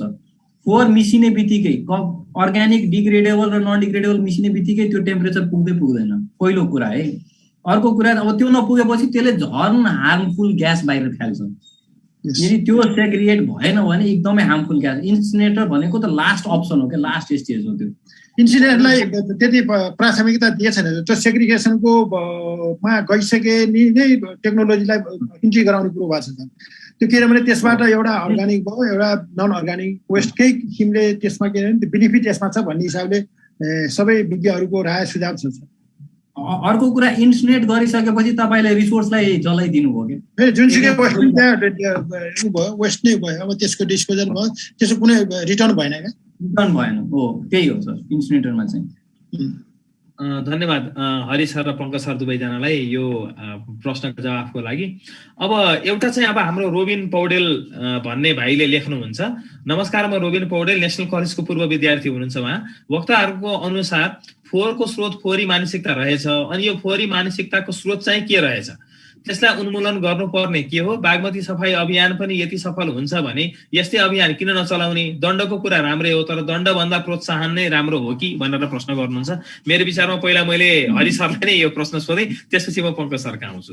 अब उहाँले जुन राख्नुभयो एकदम राम्रो। स्रोत वास्तवमा फोहोर होइन, सफाई गर्ने मान्छेलाई फोहोर भन्छ क्या हाम्रो, यो गलत छ।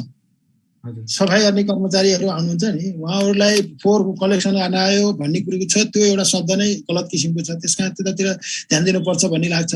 र यो हामीले जुन किसिमले उहाँले भनिराख्नु भएको छ, स्रोतमा नै हो फोहोर व्यवस्थापन गर्ने। र मैले यहाँलाई फेरि पनि बारम्बार दोहोऱ्याएँ, जुन किसिमको प्रणाली छ त्यो प्रणालीमा चेन्ज आउने किसिमले हामीले एउटा स्थानीय स्वायत्त शासन नियमावलीको लाई पनि आकर्षित गरेको छ सर। कानुनलाई पनि हामीले आकर्षित गर्न चाहन्छ। दण्ड नै अहिले मैले भनेको दण्ड नै यसको अन्तिम उपाय हो भन्ने कुरो होइन। आखिर यसलाई अवेरनेस दिने र सोचमा परिवर्तन ल्याउने र तपाईँ हाम्रो एटिच्युडमा चेन्ज नै हो। त्यो नभइकन दण्ड जरिमानाहरू यसको निकासा हुन्छ भन्ने कुरो होइन। त्यसले आज एउटालाई दण्ड गरेर यो लाखौँ लाख जनता बसेको ठाउँमा त्यो समस्याको समाधान होइन। र खोला नाला बागमती विष्णुमती जुन कुरो भन्नुभएको छ, त्यो सफाइ अभियानलाई जसरी जागरण अभियान सञ्चालन गरिएको छ त्यसरी नै काठमाडौँ महानगरपालिकाले सञ्चालन गरेको छ। अब यहाँहरूको कतिको सहभागी भएको छैन मैले जान सकिनँ, तर हामी 32 वटालाई त्यसरी नै हाम्रो एउटा प्याकेजमा लिएर गइसकेको स्थिति छ। हस्, यही प्रश्न मैले पङ्कज सरलाई पनि सोधेँ। पङ्कज सरको तर्फबाट पनि थोरै के आओस्? सर, यसमा म दुईटा एगेन फेरि कुरा, पहिला त एउटा बागमती सफाई अभियानकै कुरा लिउँ, धेरै सराहनीय काम छ, तर 400 हप्तादेखि सफाई गर्दैछौँ फेरि फोहोर भइरहेछ भनेपछि हाम्रो मानसिकता त त्यही भयो नि। त्यसो भए त जति सफा गरेर पनि त्यसो एकचोटि सफा गरिसकेपछि अब यहाँ फोहोर फाल्न पाइँदैन, फोहोर फाल्यो भने जरिमाना लाग्छ भनेर केही समयभित्र भइदियो भने त त्यो बारम्बार त्यही कुरा त सफा गरिराख्नु परेन नि त। यो दण्डको कुरा अघि मैले त्यसकै लागि निकालेँ। कुनै बेला कस्तो हुन्छ भने धेरै, मैले पहिले भने धेरै दण्ड त होइन, यस्तो प्रकारको दण्ड हुनु पर्यो कि मान्छेलाई जनचेतना त्यसले क्रिएट गरोस् क्या। यो होइन कि त्यसलाई अब गएर थुनामा राखिदिने हो, त्यसलाई गएर हजारौँ हजार रुपियाँ जरिमाना गर्ने, त्यो होइन। यहाँ फोहोर फ्यालेमा 5000 जरिमाना गरिन्छ भनेर नगरपालिकाले धेरै ठाउँमा बोर्ड टाङ्नु भएको होला सर, तर 5000 कतिजनाले जरिमाना गर्नु भएको छ सर? सकिया छैन। तर मैले आफ्नो पसल अगाडि तपाईँको मैले गुट्काको प्याकेट देखेँ भने म पसलेलाई 10 रुपियाँ जरिमाना गर्छु। एक दिन त्यसले 10 रुपियाँ तिर्ला, 2 दिन 10 रुपियाँ तिर्ला, तेस्रो दिन त फ्याल्ने मान्छेलाई नफ्याल्नुहोस् त, यहाँ मलाई हरेक दिन 10 रुपियाँ जरिमाना लागिरहेछ है भन्दाखेरि त्यो एउटा सोचको परिवर्तन होला कि जस्तो, त्यसमा चाहिँ मैले दण्डको कुरा गरेँ कि कहिले काहीँ चाहिँ भने नि त्यो अन्डर लगाउनु पर्छ भन्ने कुरा मात्रै हो मेरो चाहिँ। हामीले अनुगमन पनि गरेको छ सर। अनुगमन गरेर हामीले प्राप्त गरेको त्यो सङ्घ संस्थाहरू हो, कसैले काहीँ फालेको छ भने त्यसको हामीले बोराभित्र होस् काहीँ प्लास्टिकभित्र कागज हेर्दा भए पनि कुन संस्थाको हो भनेर पनि संस्था ब्याङ्कहरू भए होइन, अब वित्तीय संस्थाहरू, कार्यालयहरू, विभिन्न निकायहरूले कारबाही गरेको छ र व्यक्ति भए होइन। यो हिसाबले कारबाही नगरेको भन्ने होइन। मैले के भने त्यो कारबाहीको दोस्रोचोटि तेस्रोचोटि पनि प्राप्त गरिएको छ, गर्दा गर्दै पनि उहाँमा सुधार नभइसकेको स्थिति छ र त्यसरी एटिच्युडमै चेन्ज हुनुपर्छ भन्ने कारण मेरो जोड नै त्यही छ। त्यो त एकदमै गाह्रो छ त्यही भनेको। अब म अर्को प्रश्नमा गएँ। अब हाम्रो नेसनल कलेजकै प्राचार्य हाम्रो प्रिन्सिपल सरले सोध्नु भएको छ, यो क्वेसन मेरो पनि दिमागमा थियो अफकोर्स। अब यहाँ के छ भन्दाखेरि जुन घर घरमा हामी जुन वेस्ट कलेक्सन गर्न जान्छौँ नि, जस्तो मेरै घरमा पनि प्राइभेट सेक्टरको एनजिओको होइन त्यो यो भनौँ न त्यो सफाई कर्मीहरू आउनुहुन्छ जसले आएर फोहोर लिएर जानुहुन्छ। दण्डको कुरा त हामीले गऱ्यौँ, हुन त हाम्रो रोबिन भाइले दण्ड भन्दा चाहिँ नै प्रोत्साहन राम्रो हो कि भन्ने कुरा सोध्नु भएको थियो। हाम्रो प्राचार्य महोदयको पनि कुरा त्यस्तै नै छ, हाम्रो प्रिन्सिपल सरको पनि कुरा त्यही नै छ। यदि कुनै व्यक्ति फोहोर लिन मेरो घरमा आउँछ र मैले सेग्रिगेट गरेर दुईटा भाँडोमा डिग्रेडेबल र नन डिग्रेडेबल म यदि दिन्छु भने मैले मासिक 300 रुपियाँ तिरिरहेको छु भने मैले 200 रुपियाँ मात्र तिरे पुग्छ कि या 100 रुपियाँ मात्र तिरे पुग्छ कि? हामीले घर दैलोमै यो गराउन किन समस्या छ? किनकि अहिले त इफेक्टिभली मैले मेरो जानकारीमा चाहिँ नि इफेक्टिभली चाहिँ नि प्राइभेट सेक्टरले घर घरबाट जुन फोहोर कलेक्सन गर्ने काम राम्रोसँग भइरहेको छ र हरेक घरमा चाहिँ उहाँ घर दैलोमै पुगेर हरेक महिना पैसा पनि उठाउनुहुन्छ उहाँहरूले भने आफ्नो सफाई कर्मीलाई जुन घरबाट चाहिँ वेस्ट सेग्रिगेट गर्न दिएको छ त्यो घरको नाम भन्नु भनेर चाहिँ हरेक महिना त्यहाँ पैसा कलेक्सन गर्न जाँदा ल तपाईँहरूले यसरी सेग्रिगेट गरेर दिनु भएको रहेछ, तपाईँहरूलाई हामीले 50% डिस्काउन्ट गरेका छौँ भन्ने बित्तिकै अरू घरले पनि त्यो सिक्ने परिपाटी बढ्छ। त्यसो किन नगर्ने? त्यो घरलाई के समस्या देख्नु भएको छ हरि सर? यसमा यहाँले भने जस्तै हामीले पनि छलफल गरेका छौँ। जुन अहिले असङ्गठित प्राइभेट काठमाडौँ महानगरपालिकाले सेवा दिने ठाउँमा कस्ट लागेको छैन सर।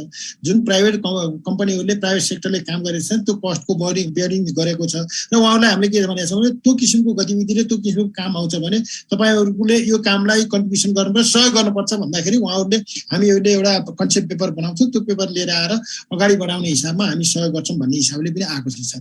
त्यसलाई बी पोजिटिभ हुनुहुन्छ उहाँहरू। यही प्रश्न मैले पङ्कज सरको राय पनि जान्न चाहेँ। त्यो एकदमै ठिक हो सर। अब मैले फोहोरै उत्पादन घटाउँदै लग्दाखेरि हुनसक्छ म जिरो वेस्टमा पनि पुग्न सकौँला, तर जिरो वेस्ट अलि टाढाको विषय भइदियो।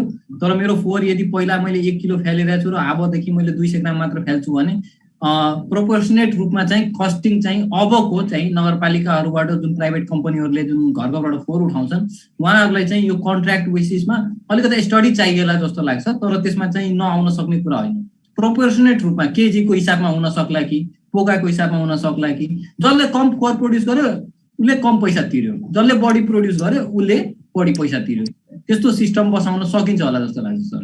होइन, त्यसमा मैले थप कुरा के भने उहाँहरूले के भनिरहेको छ त्यसको कम्पोस्ट अर्गानिक फोहोर छ त्यसबाट कम्पोस्ट मलको पनि व्यवस्थापन गर्नुभएको छ र तपाईँको रिसाइक्लिङ वस्तुहरूलाई पनि उहाँहरूले व्यवस्थापन गरिसकेपछि त्यहाँबाट त्यसको ब्रेकइभन पोइन्टमा वा टर्नओभर हुने हिसाबले काम गरिराख्नु भएको छ। त्यसकारण उहाँहरूले त्यसमा मान्नुहुन्छ भन्ने लाग्छ।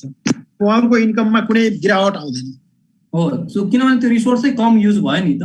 अब पहिला 1 ट्रकबाट सिधै आधी ट्रकमा झर्ला नि त उहाँहरूको त। हो, त्यो पनि भयो। अनि त्यसपछि त्यसलाई रियुज गर्नुभएको छ होइन, अर्गानिक फोहोरलाई मलमा रूपान्तरण गर्नुभएको छ। त्यसकारण उहाँहरूलाई किसानहरूसित पनि उहाँहरूले सहकार्य गरेको पाइन्छ। कीर्तिपुरमा एउटा प्राइभेट संस्थाको छ, उहाँले मल उत्पादन गरेर कृषकहरूलाई वितरण गरिराख्नु भएको छ। साथसाथै अन्य त्यहाँ पशुहरू भयो होइन, यी कुखुरा पालनहरू पनि पोल्ट्री फार्म पनि गर्नुभएको छ। त्यो हिसाबले नै काम गरेको हिसाबले बिजनेस व्यापारमा उहाँहरूको धेरै अगाडि बढेको स्थिति छ। हजुर, यो राम्रो इनिसिएटिभ हुने थियो सर। एकदमै गहन छलफल भइरहेको छ। अब समयले चाहिँ हामीलाई घन्टी बजाइसकेको छ है। अनि कति रमाइलो हुन्थ्यो, हामीले अझै यो अगाडि कन्टिन्यू गर्न खोजेको भएर यहाँ धेरै राम्रो प्रश्नहरू पनि आइरहेको छ। समयको कारणले गर्दाखेरि सबै प्रश्नलाई लिन धेरै गाह्रो छ। हुनसक्छ फेरि कुनै दिन समय मिलाएर चाहिँ नि हाम्रो हरि सर र पङ्कज सरसँग हामी यो प्रश्न उत्तरहरू हामी गर्ने नै छौँ। आज जस्तो कार्यक्रम नभए पनि कुनै एउटा समय मिलाएर हामी कुरा गर्ने प्रयास गरौँला र यो जुन हाम्रो विद्यार्थी साथीभाइ र अरू श्रोताहरूको पनि जुन एउटा चाहिँ जिज्ञासा छ त्यसलाई पनि पुरा गर्न हामी खोजौँला। एकचोटि फेरि स्मरण गरौँ, हामी यो नेसनल कलेज धुम्बाराहीले गरेको कार्यक्रम हो। यो एनसी टक भनेको चाहिँ नि अहिलेको समसामयिक विषयहरूमा हामी रेगुलरली छलफल गराउँछौँ त्यस विषयसँग सम्बन्धित विशेषज्ञहरूलाई बोलाएर। र आजको जुन यो कार्यक्रम हाम्रो काठमाडौँ महानगरपालिकाको तर्फबाट हरि सर र डोको रिसाइक्लर्सबाट पङ्कज सर आएर जुन कार्यक्रम भइरहेको छ यो निकै नै राम्रो छ। नेसनल कलेजमा हाम्रो 3टा काठमाडौँ विश्वविद्यालयको ब्याचलर लेभल प्रोग्राम पढाइ हुन्छ, bachelor in development studies, development finance र सोसियल साइन्स। र 3टै विषयसँग यो जुन आज हामीले छलफल गरिरहेको छौँ फोहोर, किनकि यो सामाजिक समस्या मात्रै यो सामाजिक समस्या मात्रै होइन कि आर्थिक यो स्वास्थ्य र वातावरणीय समस्या पनि भएको कारणले गर्दा तिनैवटा विषय पढ्ने विद्यार्थीहरूले पढ्ने विषयवस्तु मात्र होइन कि भोलि पर्सि उहाँहरूले गर्न सक्ने जुन एउटा आफ्नो प्रोफेसनल सेक्टर हो त्योसँग पनि हाइली रेलिभेन्ट क्षेत्रमै हामीले आज छलफल गरिरहेको छौँ। र आजको जुन यस छलफल कार्यक्रमलाई यति भाइब्रेन्ट बनाउनको लागि जुन हाम्रो हरि सर र पङ्कज सरले यति राम्रोसँग सहयोग गर्नुभयो र फोहोर भनेको कुरालाई बडा हामी चाहिँ सामान्य रूपमा देख्छौँ। चोकमा भनौँ न एउटा रहेको एउटा प्लास्टिकको पोकाभित्र थोपिएको फोहोरलाई मात्र फोहोर देख्छौँ भने यसको आयामहरूको बारेमा आज जुन किसिमले हामीले छलफल गर्यौँ यो हेर्दा मात्र सामान्य फोहोर रहेछ, तर कहाँसम्म र कुन आयामहरू योसँग जोडिएका हुँदा रहेछन् भन्ने कुरा सुन्दा चाहिँ आज गजब लाग्यो। र मलाई त गजब लाग्ने नै भयो। म एउटा वातावरण पढेको विद्यार्थीले त आज धेरै नयाँ कुरा सिक्न पाएँ भने मलाई लाग्छ आज धेरै श्रोता र भाइ बहिनीहरूले पनि धेरै कुरा सिक्न पाउनुभयो होला। अब हामी कार्यक्रमको लगभग अन्तिममा आइसकेका छौँ र हाम्रो दुवैजना वक्ताहरू खास गरी हाम्रो हरि सर र पङ्कज सरलाई चाहिँ धन्यवाद दिनको लागि चाहिँ म नेसनल कलेजको प्राचार्य हाम्रो माधव प्रसाद नेउपाने सरलाई म अनुरोध गर्छु र उहाँको चाहिँ नि धन्यवाद ज्ञापन पछि लास्टमा सानो एउटा रिमार्क्स राखेर दुवैजनालाई धन्यवादको लागि म पुनः आउनेछु। मैले माधव सरलाई अनुरोध गरेँ, please principal sir. Thank you उज्जवलजी। सर्वप्रथम पहिला त म हरि सर र चाहिँ पङ्कज सरलाई चाहिँ नमस्कार गर्न चाहन्छु। Thank you very much sir. आजको चाहिँ हाम्रो यो एकदम हट टपिक्समा चाहिँ सरहरूले आएर धेरै चाहिँ यसमा इनपुट दिनुभयो। हाम्रो विद्यार्थीहरू जसले चाहिँ यो प्रत्यक्ष अप्रत्यक्ष यो वातावरण सम्बन्धी चाहिँ अध्ययनहरू गर्छन्, यसका प्रभावहरूको बारेमा स्टडी गर्छन्, जुन कुरा उज्जवलजीले भर्खरै चाहिँ त्यसलाई कोरिलेट पनि गर्नुभयो। त्यसको बारेमा विभिन्न आयाममा यहाँहरूले चाहिँ यो कुराहरूलाई चाहिँ प्रष्ट रूपले चाहिँ राखिदिनु भयो, धेरै सरल रूपले राखिदिनु भयो। त्यसको लागि चाहिँ म धेरै धेरै यहाँ दुवैजना सरहरूलाई चाहिँ धन्यवाद दिन चाहन्छु। हामी नेसनल कलेज यो अभियानमा चाहिँ हामी पनि सँगै छौँ, साथ छौँ। यहाँहरूले चाहिँ चलाउने अभियानहरूमा हामी पनि सँगै छौँ भनेर यहाँहरूलाई चाहिँ त्यो सोलिडारिटी पनि हामीले चाहिँ देखाउन चाहन्छौँ। सो हामी त्यस्तो कुराहरूमा हामी चाहिँ अगाडि आउन चाहिँ हामीहरू तयार छौँ। यो असाध्यै चाहिँ मल्टिफेसेटेड तपाईँको चाहिँ आयाम हो। यसमा अलिकति चाहिँ अब हाम्रो चाहिँ विद्यार्थीहरूको लागि अथवा जनमानसमा पनि कहिलेकाहीँ चाहिँ कस्तो हुन्छ भन्दाखेरि कम्पेयर गरिन्छ हामीले यो बाहिर जापानको अथवा चाहिँ अरू बेलायतको अथवा अन्य मुलुकको अमेरिकाको ती कुराहरू हामी ल्यान्डिङ गरिसकेपछिको एउटा मानसिकताको जुन कुरा गऱ्यौँ त्यो आफ्नो ठाउँमा होला, तर नेपालभित्रै पनि कतिपय ठाउँहरूमा चाहिँ हाम्रै तपाईँका चाहिँ नगरपालिकाहरू, महानगरपालिका के अरे उपनगरपालिकाहरू उहाँहरूले राम्रोसँग यसलाई व्यवस्थापन गर्न सक्नुभएको छ भन्दाखेरि हामी काठमाडौँमा किन सकिँदैन भन्ने कुराहरू अलिकति तपाईँको चाहिँ यो क्वेसन चाहिँ आइरहन्छ, बारम्बार आइरहन्छ। अब त्यसको लागि चाहिँ नि मलाई लाग्छ भनौँ न अलिक फरक हाम्रो चाहिँ सोचहरू चाहिँ पनि बनाउनु पर्छ होला जस्तो लाग्छ मलाई।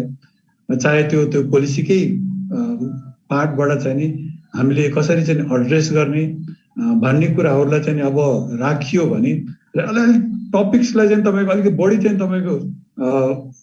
तपाईँको यो चाहिँ ध्यान पनि दिन पर्यो कि जस्तो लाग्छ मलाई। यो हाम्रो जनप्रतिनिधिहरूको पार्टमा चाहिँ सायद जति अरू तपाईँको बाटो बनाउने अथवा अरू पार्टमा जति कन्सन्ट्रेट हुन्छ सायद त्यति चाहिँ तपाईँको यसमा फोकस नदिएको हो कि भन्ने चाहिँ हामीले त्यसरी चाहिँ फिल गरिराखेका छौँ। सायद आउने दिनमा हामीले जुन कुराहरू राखेका छौँ ती कुराहरूलाई पनि हरि सरले नगरपालिकाभित्र लिएर जानुहुनेछ भन्ने चाहिँ अब आशा राख्छौँ। र फेरि पनि हामी अरू प्रोग्रामहरूमा पनि हामीले यी कुराहरूलाई चाहिँ अगाडि लिएर आउँछौँ। यहाँ दुवैजनालाई चाहिँ धेरै धेरै धन्यवाद, थ्याङ्क यू भेरी मच। र आज जति पनि अब हाम्रो विद्यार्थी भाइ बहिनीहरू र अरू जो हाम्रो चाहिँ अब एक्स विद्यार्थीहरू अथवा अरू हाम्रो चाहिँ अब जुन मित्रहरू आउनुभएको छ उहाँहरूलाई पनि हाम्रो यो आजको चाहिँ टक प्रोग्रामलाई सफल बनाइदिनु भएकोमा यहाँहरू सबैलाई पनि धन्यवाद दिन चाहन्छु। Thank you very much. Ujjwal thank you principal sir. अब अन्तिममा मैले एउटा प्रश्न सोध्न चाहे दुवैजना रिसर्च पर्सनसँग। अब पहिला मैले प्रश्न हरि सरलाई नै सोधेँ। अब काठमाडौँको भविष्य खास गरी यो फोहोर मैला व्यवस्थापनको परिप्रेक्ष्यबाट काठमाडौँको भविष्य कस्तो देख्नुहुन्छ? आगामी दिन झन् बढी फोहोरी हुन्छ कि आगामी दिन झन् हामी सफा हुँदै जान्छौँ? हुँदैन सर, आगामी दिन यही हिसाबले गइँदैन सर। सरसित मैले फेरि एउटा वादा गर्छु, एस्योर गर्न चाहन्छु, फोहोर स्रोतबाट नै व्यवस्थापन गर्ने हो। त्यसको लागि काठमाडौँ महानगरपालिकाले अभियान सञ्चालन गर्छ। सहरहरूको पनि वा त्यस्तो अब कुनै अब समूहहरू छन् भने सहरहरूबाट पनि त्यसबाट आइडियादेखि हामीहरूले त्यो समूहलाई पनि अगाडि बढाउनलाई हातेमालो गरेर अगाडि जान सकिन्छ। विद्यार्थी भाइ बहिनीहरूले पनि त्यसमा सहकार्य गरेर जान सक्नुहुन्छ। ठाउँ ठाउँमा गएर यसलाई आफ्नो शैक्षिक वा आफ्नो नलेजलाई त्यहाँ आउटपुट दिन सक्नुहुन्छ, त्यसकारण इनपुट दिन सक्नुहुन्छ। त्यसकारण यसलाई अलिकति काम गरेर जान सकिन्छ सर। भोलिका दिनबाट यो हिसाबले गइयो भने तपाईँ हामी त के मानवीय हिसाबले पनि मलाई त लाग्दैन यो कुनै तरिकै होइन नि। तपाईँ हामीमा चेन हुनुपर्छ र काठमाडौँ महानगरपालिकाले यसमा कन्ट्रिब्युसन गर्नुपर्छ सर। कुनै यसमा मैले सकिनँ, मैले यसो गर्छु गरेँ उसो गरेँ भनेर एक्सक्युज पाउँदैन मैले। त्यस कारण यसको लागि समाधानको बाटोहरू हामीसित छन् र इन्भेस्ट गर्ने कस्टहरूको व्यवस्थापन गर्ने त्यहाँ व्यवस्थापन गर्ने हिसाबले अब 2500 वटाका जनप्रतिनिधि प्लस त्यहाँ भएको समुदायहरूको बिचमा हामीहरू जानियो र त्यो फोहोर त्यही व्यवस्थापन गर्ने छ। हरि सरलाई धन्यवाद। अब पङ्कज सरलाई मैले यही प्रश्न सोधेँ, कस्तो देख्नुहुन्छ काठमाडौँ उपत्यकाको भविष्य? म त रिसाइक्लिङ सेक्टरबाट हेर्छु सर। कमसेकम हाम्रो टार्गेट चाहिँ ल्यान्डफिल साइटसम्म पुग्नेबाट 1% पनि हामीले रिसाइक्लेबल रिसोर्स रिकभरी गर्न सक्यो भने 1% त्यो आयात प्रतिस्थापन हाम्रो एउटा ठुलो जित हुन्छ भनेर एज अ लोकल रिसाइक्लर्सको हाम्रो एउटा कमिटमेन्ट। र बिस्तारै यो जनमानसिकतामा नै युजलेस रिसाइकल मोर एउटा थियो चाहिँ बस्दै गयो भने फोहोरको भल्युम घट्दै जान्छ कि भन्ने एउटा म भविष्य चाहिँ उतातिरको कल्पना गर्छु सर। हस्, धेरै धेरै धन्यवाद। नेसनल कलेज भनेकै सस्टेनेबल डेभलपमेन्ट अर्थात् दिगो विकासमा विश्वास गर्ने संस्था हो। यहाँ हामी दिगो विकास पढाउने मात्रै होइन, हामी पनि गर्न खोज्छौँ। यसको लागि हाम्रो निकै नै भनौँ न यो साझेदार हाम्रो काठमाडौँ महानगरपालिका र डोकोरी साइक्लर्स दुवैजना हुन सक्नुहुन्छ, खास गरी यो फोहोर मैला व्यवस्थापनको कुरालाई लिएर। र यसको भोलि नीतिगत कुरा होला, कार्यान्वयन होला, यसको क्याम्पेनिङ होला होइन, योसँग कुनै पनि योसँग सम्बन्धित कुराहरू भयो भने हामी नेसनल कलेजमा हामी धेरै रिसोर्सेसहरू छौँ। 50 जना भन्दा बढी हामी शिक्षकहरू छौँ त्यहाँ पढाउने भने, 400 भन्दा बढी विद्यार्थी छौँ भने 1200 जना लगभग हाम्रो चाहिँ ग्रेजुएट्सहरू हुनुहुन्छ जो अधिकांश यही फिल्ड काम गर्नुहुन्छ। त्यसले गर्दाखेरि हामी यो भनौँ सरसफाइ र खास गरी वातावरणीय विकास र दिगो विकासको जुन पक्षमा जुन हामीले नीतिगत र जुन कार्यान्वयन रिलेटेड पक्ष जुन छ यसमा हामी साझेदारीको लागि अघि नै प्रिन्सिपल सरले भन्नुभएको छ, हामी जहिले पनि रेडी छौँ।